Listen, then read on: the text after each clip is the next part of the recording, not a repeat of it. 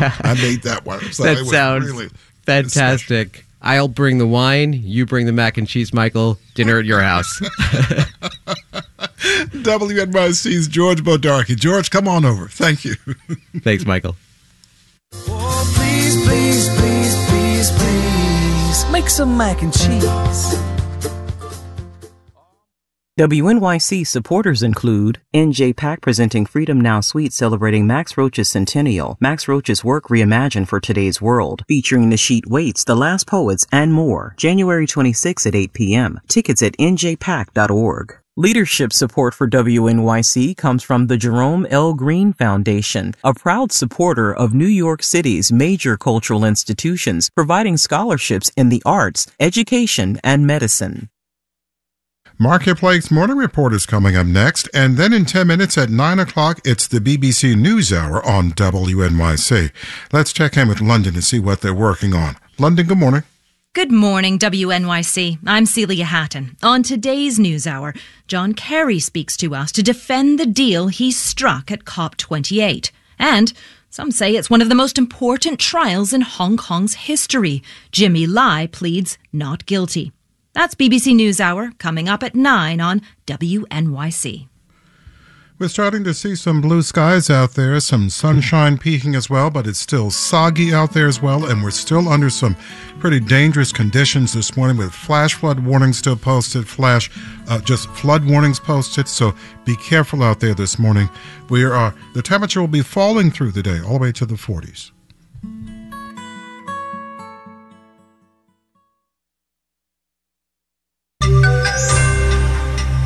Taking Uber to the S&P 500. Marketplace Morning Report is supported by Schwab. Schwab offers investors choices like full-service wealth management, self-directed investing options, and trading on Thinkorswim. More at schwab.com. I'm David Brancaccio. First, there's news today. U.S. Steel is being bought by the Japanese firm Nippon Steel in a deal worth nearly $15 billion. USX, based in Pittsburgh, was formed in 1901 in part through a merger involving Andrew Carnegie's steel company. In the U.S., only Nucor Steel is bigger. Marketplace's Nova Safo is here with more. And perhaps U.S. Steel is better known. It has been up for sale for several months now, David. A number of firms were bidding for it, including Ohio-based Cleveland-Cliffs. The winner is Japan's largest steelmaker, Nippon Steel. Pending regulatory and shareholder approval, this transaction would make U.S. Steel a wholly owned subsidiary of Nippon. U.S. Steel will keep its name, though, and its headquarters will remain in Pittsburgh. U.S. Steel formed through a merger involving Andrew Carnegie. Remember him? His Carnegie Steel back at the turn of the last century, and is a storied firm in 20th century industrial history. Why sell itself now? Well, it had little choice, David. Its revenues and profits have been down, which had sent its stock price lower, and that made it an attractive takeover target. Cleveland-Cliffs tried to buy the company for about $7 billion. U.S. Steel rejected that offer in August, but then it said it will review alternatives. That brought in other bidders, richer offers, because even though U.S. Steel is currently struggling, it's an attractive purchase. Nippon, for example, pointed to American reshoring and expansion in U.S. manufacturing as reasons to buy the company.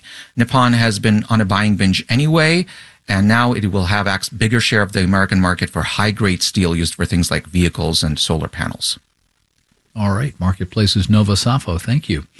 Now to U.S. consumers, surprising analysts with all their shopping, given their generally downbeat views on the state of the economy. Average hourly pay has gone up 4% over the last year at a time when prices went up just over 3%. That means people have more after-inflation money to spend, but this does not equal financial security. Marketplace's Mitchell Hartman has that.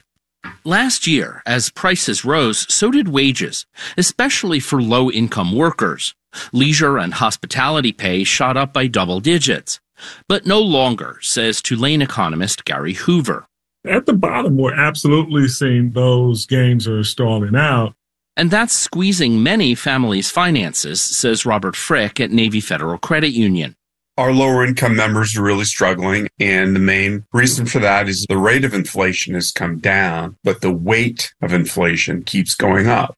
That weight is the cumulative effect of 2 years of sharp price hikes for food, transportation, rent, costs which he says make up a huge percentage of lower income people's budgets. And adjusting to higher prices is hard, says Gary Hoover. Some folks are hoping that prices are going to start falling to return to where they were before.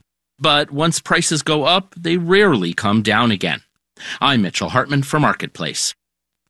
Not to bring up memories of bad holiday travel past, but many will remember Southwest Airlines a year ago, systems haywire, planes and crews out of sync, 16,900 cancellations, 2 million passengers stranded. Them were days. Now there's news Southwest has agreed to pay a record penalty, $140 million, $35 million to the feds and $90 million in travel vouchers over 3 years to passengers delayed at least 3 hours during that mess. Marketplace Morning Report is supported by JLL. Using its global data and technology, JLL is committed to help move the industry to a more sustainable future for clients, communities, and the planet. JLL.com. See a brighter way. And by UiPath, providing organizations the UiPath AI-powered business automation platform. More at uipath.com/marketplace. UiPath, the foundation of innovation. It's a little like winning an Oscar when the committee decides your company is good enough to be one of the stocks in the S&P 500 index. This morning, Uber, the ride and delivery service, enters the S&P 500, milestone for the 14-year-old company, which announced its first profitable quarter this year. Marketplace's Justin Ho has more. Uber has grown a lot over the last few years, says Dan Ives, an analyst at Wedbush Securities. This has been a massive success story coming out of the pandemic.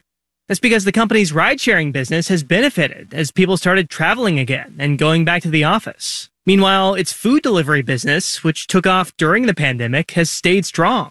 And I think it just shows many consumers have now just gotten used to food delivery. And we've seen that for Uber, DoorDash, and others.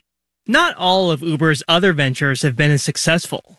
For instance, Uber also runs a freight business, and the trucking sector in general has been struggling over the last few years. Ali Mogharabi is senior equity analyst at Morningstar Research.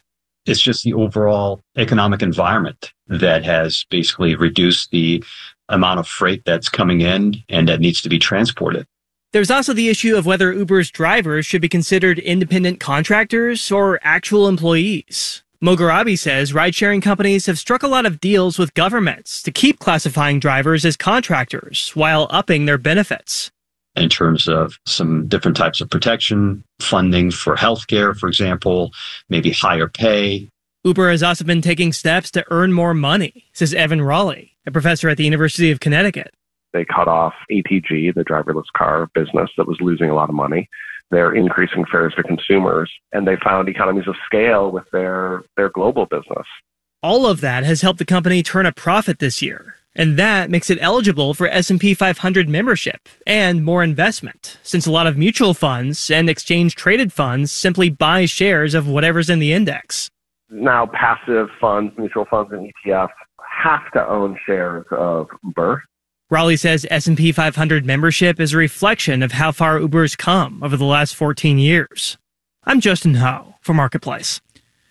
S&P futures are up 0.3%. NASDAQ futures are up 0.1%. And BP, the big oil company, just announced it is for now stopping oil shipments through the Red Sea after several recent missile attacks on vessels by Houthi rebels.